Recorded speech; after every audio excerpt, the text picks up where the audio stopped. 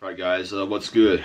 So in this video I wanted to discuss a topic that I get asked about rather frequently. And this is going to be basically, how do I navigate holiday eating during like the Thanksgiving and Christmas months, because there's a lot of parties that happen. This is a big time with food. You gather around with people. And for people who are, in fitness especially, can get some anxiety with this time of year. And I found there are basically two extremes with like the approach of like, you'll hear this yelled about like just as harsh, like one side versus the other side, like in very typical like liberal versus conservative fashion, which is basically like, bro, you gotta eat absolutely everything. Like, you gotta live a little, like eat the whole entire pie. Like, you gotta live a little. Like, there's no reason not to. And you have another one that's like, bro, like if you're not tracking absolutely everything, you're not really consistent, you're not gonna make progress, yada yada yada. And I want to make it very clear that there's no one right way to do this, and it basically is going to depend on what do you want to do. What does staying on track mean to you? Are you the person who wants to lose fat during this time? Are you the person who you want to still you want to maintain during this time? Or are you gaining muscle? Like, what is your goal? How much do you want to enjoy this season? And what does enjoyment means to you? Like, because that's going to mean different things for other people. Like, some people are going to have more reward from eating tasty foods with people that they love than other people. Like, for myself personally, I don't derive that much value or reward from like eating a ton of food. Like, do I like it? Yeah. And will I enjoy myself here and there? Yeah. But I'll define what that means for different circumstances. And so the main purpose of this video is to ease anxiety around the holidays that you might be feeling, so you can actually enjoy yourself without feeling bad about it or like you messed up. Because there's like, I will say, like, if you're so concerned about like this period of time, you need to understand that like it's not one meal that's going to make or break you. It's not one workout that's going to get you super jacked or super strong. It's what you do consistently most of the time that counts. And any short-term thing is like not that big of a deal. For some reason, we as humans like to fixate on these really small details that don't actually matter that much. And think about like the worst case scenario, or like, catastrophize our situation. So again, the purpose of this is to have you enjoy this, ease anxiety around it, and then stay on track depending on your context. So I have a whiteboard right here with a ton of different questions that I get asked. And so number one is going to be the calorie deficit question. So how do I stay in a calorie deficit during Thanksgiving?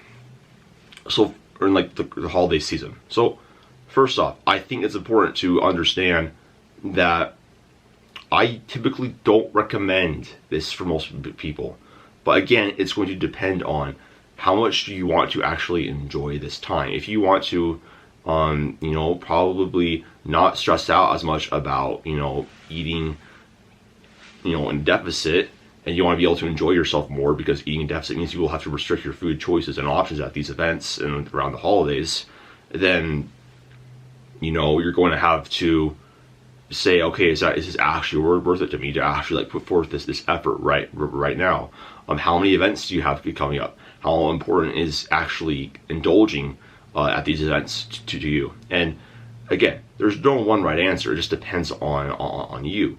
I will say, if you do decide this, and if you do decide, yeah, Adam, I do want to be in a calorie deficit, this is something that is important to me, I would like to get leaner, I would recommend not being in a crazy deficit during this period. So usually my guidelines for weight loss and fat loss days are going to be 0.5 to 1% of body weight lost per week.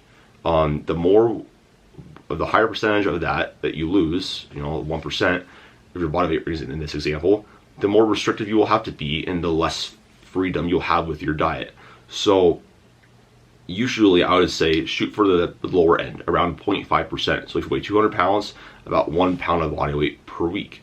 That's going to be much more easy for you to obtain, and you'll be able to have much more realistic expectations for the season, because that's just not going to be like, if you're going into this thinking you're going to lose a ton of body fat, but like you also want to enjoy yourself somewhat and like still feel on track, and like not like you binged or like you messed up for some reason, like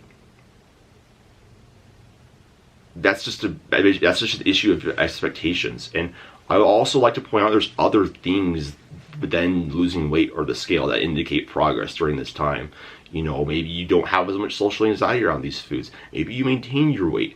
Maybe you lost a belt size, but your weight stayed the same. Maybe your arms tug your sleeves, you know, better. Like there's other ways to measure progress other than just the scale. So I would also recommend, if you do want to be in a calorie deficit, you should probably track your calories during this time. What I would recommend doing is track on the days that are not the special events that really matter a lot to you. So, for example, if you were like, you have Thanksgiving and Christmas, and those are the 2 days that, are the big holidays, gatherings, and stuff like that. Like you have to be at, and it's important to you. Track on every single day except for those days. And what you can do leading up to a special event is create a calorie buffer during the week. So basically, remember, body composition changes don't happen on a short-term time span. It takes time, it takes consistency, it takes habit, it takes effort over a long period of time. So you can basically, let's say you're eating in 2,500 calories per day, lose 0.5% of body weight per week.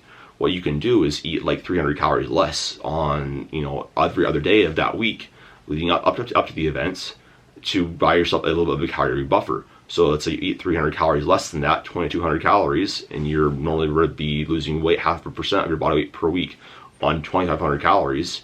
You just bought yourself 1,800 calories of wiggle room on that one special event, so you can actually enjoy it a little bit more and still stay on track. Another thing that you can do is create specific outlines and expectations, and guidelines for yourself, where basically, a meal structure during the day is like, I have 3 meals and 2 snacks, and like one meal is like 1 plate, and a snack is like a size of your fist. That's ways to do it. And just understand that if you can lose weight or maintain weight during the time when most people are gaining most of their weight per year, like it's uncommon for most people to gain like 10 pounds during this time because of several days of overeating, you're crushing it. And again, I really want to reiterate that you can still enjoy yourself and stay on track. 1 or 2 days out of the year, out of 365, is still a freaking high adherence rate. So just consider that.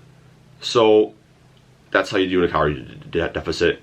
Track your calories. Probably be more conservative with your rate of loss, and bank calories leading up to a special event and plan ahead. And then number 2, it's going to be homemade food and counting calories. So how do you count homemade food and counting calories? Again, you don't have to count calories, but if you want to, this is how you do it.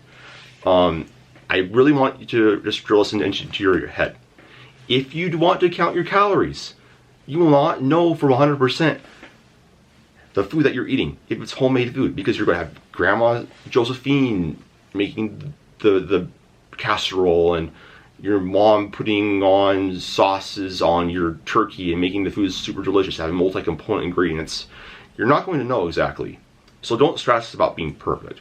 What I recommend doing is, more or less have like a portion size that's reasonable, and then you use a fitness tracking app like MyFitnessPal or FujiK or Calorie Counter or something like that, and look up dishes. So like, let's say you're having like a sweet potato casserole.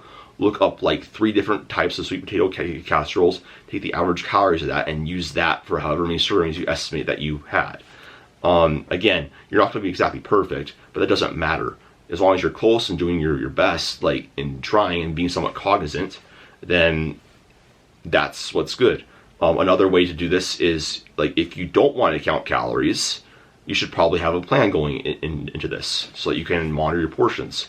For example, you only have one plate. You can fill that thing up like sky high or whatever, with like whatever you want, but you only have one plate, and then you set that as like your bright line boundary that you don't go past.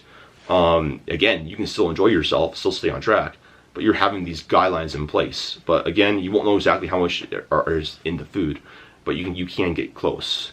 3, I want to is going to be don't demonize any foods. Remember, this kind of goes along with binge eating, because if people demonize certain foods, they're like, holy crap, like I had one cookie, okay, I just screwed up. You didn't screw up at all. Like, there's no such thing as good food or bad food. There's just more nutrient dense and less nutrient dense foods. Calories are a unit of energy. It doesn't matter if you get it from Skittles or strawberries, and in the same way it doesn't matter if you walk or run a mile, because the unit of measurement is still the same, 1 mile or 1 calorie. So I'd recommend not demonizing any foods. You should not have this negative connotation with food, because this leads to, holy crap, I effed up, so I better eat the whole entire pie. So going off of that, I would say only eat the hell yes foods. So the foods that you really, really want. People usually tend to eat more calories when they have more variety of foods. So like, let's say like you only like choose like one thing or 2 desserts that you really want, have 1 plate of that or 1 serving of that, and then set that as your boundary. It's gonna help with portion control and just not spiraling and binging. No foods make you inherently fat. Eating one donut won't make you shredded, and eating one donut and you ate nothing else for the rest of the day, if that was all that you ate, you would get pretty shredded. Make no mistake about it. So again, there's no such thing as good food or bad food. Nothing is inherently fattening. It's just calories in, calories out. And then 4, let's say you did mess up. So if you did mess up, what do you do? And this is kind of a funny question, because this is like asking, like, I failed my test. Or what do I do so that I can do better next time? You get back on track, you start studying again, you keep trying, you hop on the plan. Just don't compensate if you do fail, or like you do like fall off track and you did binge, quote unquote. Like, just hop back on track, because if you do try to compensate and do like endless amounts of cardio or slash your calories, that's going to perpetuate the emotional binge eating cycle. So just be aware of that and just hop back on track. That's all you can do. Just brush off, be like, okay, yeah, whatever, that happened, accept it, take responsibility, move forward, hop back on the plan. In the grand scheme of things, it's not that big of a deal. Don't over catastrophize things. And then number 5 is going to be leftovers. So how do you deal with leftovers? So I think that this is something that you need to just be honest about yourself with. If you can't control the food, don't have it in your house. Like, your grandmother is going to offer you to bring home like the pie that she made, or like, and then like your mom is going to give you offer you like a whole 2 bags of rolls or whatever. You know, if you can't control the food, then don't have it in your house. You don't have to take home the leftovers if you don't want to. Like, take the freaking like stir cookies. We have 5,000. Like, we've all been there. But just understand, like, and then something else too is like, if you have it should go around like your goal, because like I said, you know, eat, like, if you want to stay on track, then enjoy the day, enjoy the event, but then you should probably go back to your normal eating habits throughout the holidays. People gain weight and gain fat because of multiple days of overeating, of a ton of parties, a ton of indulging over this short period of time. So that's what I would recommend. And then for goals analysis, for example, if you're having a fat loss diet, you want to be in a calorie deficit. Only take home like the protein leftovers, like the turkey. You know, don't take home just because of social pressure or feeling like you have to do it because somebody offered you. Like, you are in control. Have an internal locus of control. Going off of that segue is, how do I deal with family pressure? And this is something that we all deal with. You know, these people that are going to come to you and like make you feel bad for your dietary decision, or what I call depleters, or like basically like dementors. They just suck your soul out of you. They suck their life out of you. You know, you're gonna have people saying, oh, like, why aren't you eating like all the pie and like all the cookies and all the cake, like, or like you know, eating all sugar is bad for you, like, or like carbs are bad for you, like they're really bad. They're just bad. Like, I went keto, and that's why I'm only having my turkey and my lettuce, and you should really do keto. And you're also going to have people who, you know, like your grandma's going to say that she made this just for you, and she wants you to eat her whole, like half of her pie and whatever. Understand these people don't actually care about what you do. But this is about, like, remember the whole purpose of the holidays and family gatherings is food is the vehicle to bring people together, and so you can both mutually enjoy and you know, a shared experience. Don't make it about the food. And something that I can do, that you can do, is just have a, you know, like, there will be some tension here. Like, just say, like, you know, I don't really need it. You know, this is just, you know, no, I really appreciate the offer. You know, this is just, you know, what I feel is just best for me to do. And I appreciate you, you know, making the offer, but I'm okay right now. Understand that nobody else can control you. You are in control. Have an internal locus of control. And, you know, a really great way to do this is just say, you know, I really appreciate you. I'll always first will acknowledge their thought, or say, and you know, just say, you know, I appreciate the offer. You know, but I'm not making this really about the food. I don't really, you know, I don't really want it. You know, I'm mostly here to be here with you, and then ask them a question about themselves. That usually that's how I navigate the situation. It's a little bit uncomfortable, and just, you know, again, realize you're in control. Have an internal locus of control. Don't let anybody else encourage you. This is probably like the toughest thing for most people, just dealing with the family pressure to like live a little, or like you should, or like whatever. That's my advice. It's not comfortable, but do what is going to make you most proud in the future. You know, if you're going to just, like, if you're just saying yes because you don't want to disappoint somebody, think about whether or not your future self will be proud of you for that decision or not. So that is my my recommendation. And then 7 is food FOMO. So if you're missing out, like, I have to eat everything. This only comes around once a year, and that is true. But think about the decision that you logically know is best for you, that you'll be proud of yourself. Like, if you want to eat all the cookies and the cake and all the ice and like all the ice cream and all the stuffing and everything and like all of like everything, then go for it. Live by it. Live and die by your sword. Like, fully enjoy it. Don't feel bad about it, because that was what you wanted to do. You know, and likewise, if you decide I'm not going to indulge that much, I'm just going to like have like one plate of food, and I'm going to, you know, cut myself off there and have one dessert, you know, live and die by that sword. Understand the food's always going to be there. And again, the whole purpose of this holiday is not the food. It's to be around people that you love and share in a mutually enjoyed experience, reconnect with loved ones, all that stuff. The food will always be there. Food is great. You can still enjoy it, but realize that you don't have to eat everything. I'd recommend only eating hell yes foods. Foods that you really want, if it's something that like you really want to stay on track. The foods that you really do enjoy, because sometimes just the food FOMO leads to eating everything and like wondering why you actually put the stuffing on your plate when you actually don't really like stuffing that much. So just something to think about.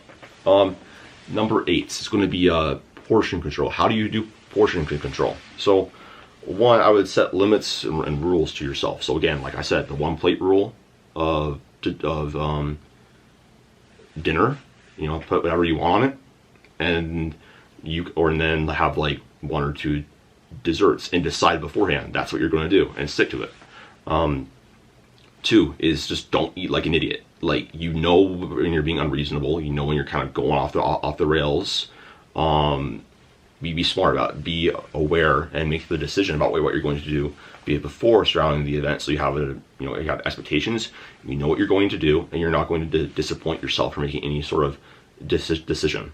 Another thing is going to be using a calorie control guide, like like using like a fist or like your thumb or something like that to estimate portion sizes. I'll have a link down in the description box below to one that that I commonly will give to clients, but that's what I would recommend with that. And then just be sensible. A lot of this comes down to common sense. Like, you kind of know what to do, but set expectations, decide what you're going to do beforehand. Blah blah blah blah blah. Might sound like I'm repeating myself, but like a lot of these things are interrelated and are both equally important. Number 9 is going to be alcohol. So again, this is the same thing. Set boundaries regarding alcohol and food, and usually what this happens is it's not necessarily the alcohol, because calories from alcohol are still, it's calories. It's still calories. Calories have 7 calories per gram. Proteins, carbs have 4 calories per gram, and fat has 9 calories per gram. So it's kind of a weird one. Make this decision before how many drinks you're going to have and whatnot. Where people usually go wrong with alcohol is they'll do too much, they'll kind of get impaired, and then they'll like find themselves later on the day with like, eating an entire box of Cinnamon Toast Crunch, like an entire pizza or something like that. So if you know that alcohol makes you go off the rails with your food, limit yourself to like 1 or 2 drinks of like vodka or like tequila or like whatever you really want, and limit yourself there. And know, like, if you have drank in the past, like, you kind of know like what the limit is before you kind of get tipsy. So stick to that and don't go crazy. But you can still have alcohol, and alcohol is not inherently fattening. There are some reasons not to have it and to limit it, but if it's something that you really do enjoy, then that's fine. Like, go for it. It's not, again, expectations. What are your goals? Make the decision beforehand. Stick to that. And then the last tip I have is going to be eat slowly and eat until you're satisfied instead of stuffed. And I think this is honestly like one of the biggest things that I can recommend. This is the last point. And so this works for 2 reasons. One, physiologically, because it takes about 10 to 20 minutes for your digestive system to let your brain know that you're satisfied. Slowing down at meals allows that to happen before you overeat. And this is just because there's hormones, it takes time for the negative feedback to come back saying I am full. And also there's a vagus nerve that comes down and innervates your stomach. It will detect stretch, and it takes time again to signal to the brain that you're actually full. 2, with psychological, you kind of will be able to sense into and actually enjoy your food more, and you'll be able to feel content with much less food. Less, that means your chances of overeating are greatly diminished. And so, make sure to talk to your family. Again, make it about the family and not about the food primarily. Chew your food slowly, and then eat until you're satisfied instead of stuffed. Again, that's why I like the 1 plate rule with this. And then only eating hell yes foods instead of just, doing the food FOMO thing where you're just going to eat everything because you want to. But yeah, those are my biggest tips. Understand that this is, you should have fun this time of year. This time to be around with your friends and your family. Understand that you can still enjoy yourself. You can still have fun. If you did overeat by, let's say you did binge, get back on track. Let's say you do eat a little bit more. That's okay, because fat doesn't happen that fast, like to any considerable extent, and you're not going to undo your progress. So you can still make progress and still stay on track. And part of this game is longevity. If you cannot sustain it, if you don't have a lifestyle that you fundamentally enjoy, then there's no point in really doing this, because fitness should enhance your quality of life and not add anxiety and stress to it. So make sure that you're doing these things for the right reasons. And honestly, if you want to go out and you want to just eat everything, that's okay. Just realize there are trade-offs to that. If you want to, retract absolutely everything, weigh out your food scale, whatever, like your bodybuilder and contest prep, and you have like the R classes coming up in March, then yeah, like that's what you have to do. But live and die by that sword. I have found anecdotally from personal experience, most people with somewhere in the middle following these strategies where you're only eating healthy ass foods, you eat until you're satisfied instead of stuff. You just decide what you're going to do beforehand with like a 1 plate rule of eating, whatever you want, cutting yourself off there, and then, creating like a calorie buffer in the meal, the days leading up to it, and then like throughout the day, you eat mainly protein and fruits and vegetables, and you have plenty of food left over for the buffer, so you can actually have that 1 plate of food and those couple of desserts without stressing out about it. You can still enjoy it. You get the best of both worlds. So you mitigate any sort of damage or whatever. You can still stay on track to your goals, have an enjoyable, safe holiday season with your loved ones. So anyways, I know this is a long video. Hopefully you guys enjoyed it and found it helpful.